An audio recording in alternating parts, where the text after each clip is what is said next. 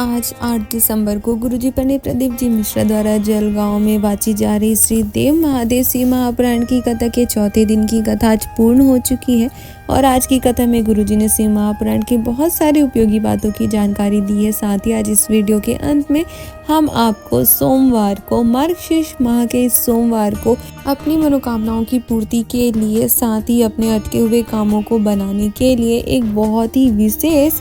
5 दुर्वा, 1 बेलपत्र, 1 अक्षत वाले विशेष उपाय का वर्णन करेंगे। तो आज के चौथे दिन की कथा को शुरू करते हुए गुरुजी ने कहा कि किसी के कहने पे कुछ करना अलग बात है। सास के कहने पर बहू ने अगर पशुपतिनाथ व्रत कर लिया तो वह अलग बात है, पर अगर आपके अंदर स्वयं व्रत करने का भाव जागृत हो, शिव पर विश्वास हो, शिव की भक्ति हो और तब वह आप पशुपति व्रत करते हो तो आपको उसका फल महादेव की विशेष कृपा प्राप्त होती है। शिव महापुराण की कथा वर्णन करती है कि किसी को मारकर, पीटकर, ठोककर, जिसके हृदय में शिव के प्रति श्रद्धा नहीं है, विश्वास नहीं है और आप उसे व्रत करने को कह रहे हो, शिव जी पर जल चढ़ाने को कह रहे हो, तो फिर उसका कोई महत्व नहीं है। अगर व्यक्ति स्वयं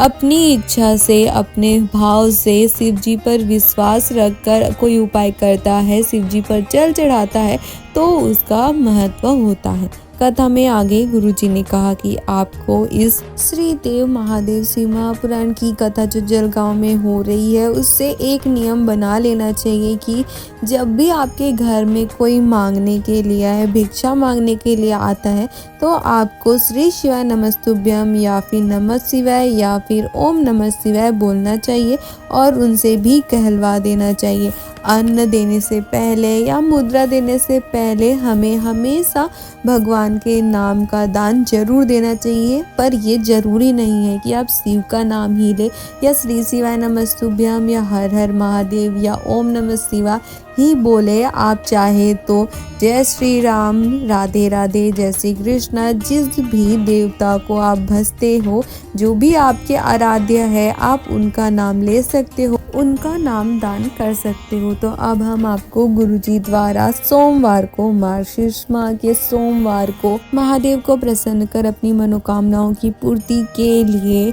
गुरुजी द्वारा बताए गए बहुत ही विशेष उपाय 5 दुर्वा, 1 बेलपत्र और 1 अक्षत वाले विशेष उपाय का आपको वर्णन करेंगे। गुरुजी ने कहा कि अगर आपके जीवन में दुख हो, तकलीफ हो, कष्ट हो, आपकी कोई विशेष मनोकामना हो, तो आपको इस उपाय को सोमवार को करना है। इस उपाय के लिए आपको 5 दुर्वा, 1 बेलपत्र, 1 अक्षत लेकर शिव जी के मंदिर पहुंच जाना है और थोड़ा सा चंदन भी आपको लेकर जाना है। शिव जी के मंदिर पहुंचने के बाद आपको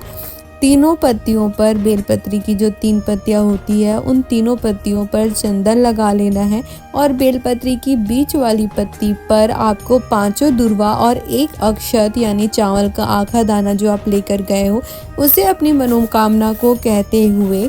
जो भी आपकी मनोकामना हो, जो आपको लगता है कि महादेव ही बस आपकी उस काम को बना सकते हैं, आपकी मनोकामना को पूरी कर सकते हैं, उस कामना का स्मरण करते हुए रख देना है। फिर आपको श्री शिवाय नमस्तुभ्यम या पंचाक्षर मंत्र नमः शिवाय या षडाक्षर मंत्र ओम नमः शिवाय का स्मरण करते हुए शिवलिंग में एक विशेष स्थान पर समर्पित करना है। और वो विशेष स्थान गुरुजी ने कहा कि शिव जी के शिवलिंग में माता अशोक सुंदरी के स्थान से शिवलिंग के बीच में जो स्थान बचता है, खाली रहता है, माता अशोक सुंदरी के स्थान से शिवलिंग के बीच का जो स्थान होता है, वहां पर आपको उस बेलपत्री, दुर्वा और अक्षत को समर्पित करना है, अपनी कामना का स्मरण करते हुए और महादेव का स्मरण करते हुए। गुरुजी ने कहा कि जब आप बेलपत्री समर्पित करें तो बेलपत्री के डंडी वाले भाग का मुख जलाधारी की ओर होना चाहिए और पत्ती वाले भाग का मुख शिवलिंग की ओर होना चाहिए। गुरुजी ने बताया कि शिव महापुराण की कथा वर्णन करती है कि चाहे जो भी आपकी मनोकामना हो, जो भी आपका अटका हुआ काम हो, महादेव उसे पूरा कर ही देते हैं। महादेव आपके सारे मनोकामनाओं की पूर्ति के लिए सारे रास्ते खोल देते हैं, सारे रास्ते बना देते हैं। और यह निश्चित है कि आपकी वो मनोकामना पूरी होगी ही। बहुत ही विशेष उपाय है जो आपको मार्गशीर्ष माह के इस सोमवार को करना है। अगर आपकी भी कोई विशेष कामना हो, कर्जा मुक्ति हो, व्यापार वृद्धि हो, धन प्राप्ति हो, चाहे जो भी आपके दुख हो, कष्ट हो, जो भी आपकी कामना हो, उसे आप महादेव से कहने के लिए, महादेव का आशीर्वाद प्राप्त करने के लिए इस उपाय को कर सकते हो। तो ये थी आज की कथा में और गुरुजी द्वारा बताए गए